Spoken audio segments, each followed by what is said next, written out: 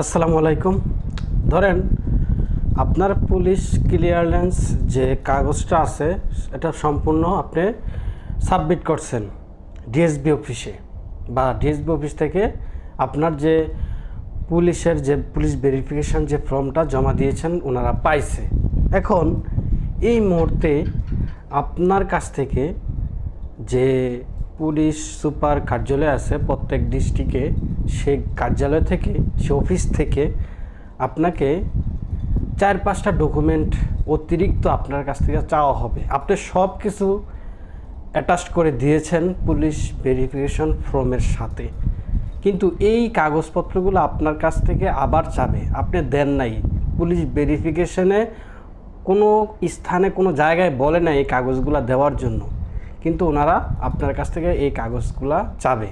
আজকে এই কাগজগুলোর সম্পর্কে আজকে আলোচনা করতে যাচ্ছি। আপনি যদি আমার চ্যানেল নতুন হয়ে থাকেন অবশ্যই চ্যানেলটাকে সাবস্ক্রাইব করে রাখবেন। তো এই কাগজগুলো আপনারা আগে থেকেই সংরক্ষণ করে রাখবেন, না তো পরবর্তীতে আপনার দু একদিন যদি সময় চায় ওই সময় সংগ্রহ করতে মারাত্মক ঝামেলা হইতে পারে। প্রথমে আপনাকে বলবে যে আপনার বাবা মার আইডি কার্ড, কোনো জায়গায় বাবা মার আইডি কার্ডের কথা বলা থাকে না পুলিশ ভেরিফিকেশান ফর্মে। বাবা মার আইডি কার্ডের ফটোকপি এবং সেটা সত্যায়িত হইতে হবে প্রথম শ্রেণীর গেজেট দ্বারা। এরপর আবার চাবে হচ্ছে আপনার নিজের আইডি কার্ড সত্যায়িত কপি 3টা। 4 নম্বরে চাইবে হচ্ছে আপনার স্থায়ী বাড়ি, সেই বাড়ির বিদ্যুৎ বিলের কপি। এরপর 5 নম্বরে চাইবে হচ্ছে আপনার প্রত্যয়নপত্র। প্রত্যয়নপত্র কোনটা?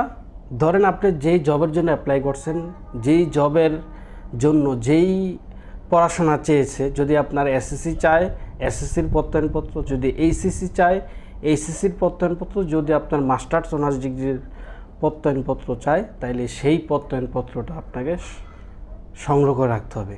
ওই যে স্কুল থেকে যে প্রত্যয়নপত্রটা সার্টিফিকেটের সাথে দেয় সেটা কিন্তু না, বোর্ডের যে প্রত্যয়নপত্র সেটা না, সেটা হচ্ছে নিজস্ব স্কুলের প্যাডের মধ্যে প্রধান শিক্ষক স্বাক্ষর করবে, এই মর্মে প্রত্যয়ন করা যেতেছে নাম অমুক, এত সালে পরীক্ষায় অংশগ্রহণ করে এত পেয়ে উত্তীর্ণ হয়েছিল, তার সনদ অনুযায়ী তার জন্ম তারিখ এত, রুল নম্বর এত, রেজিস্ট্রেশন নম্বর এত এবং সেশন এত।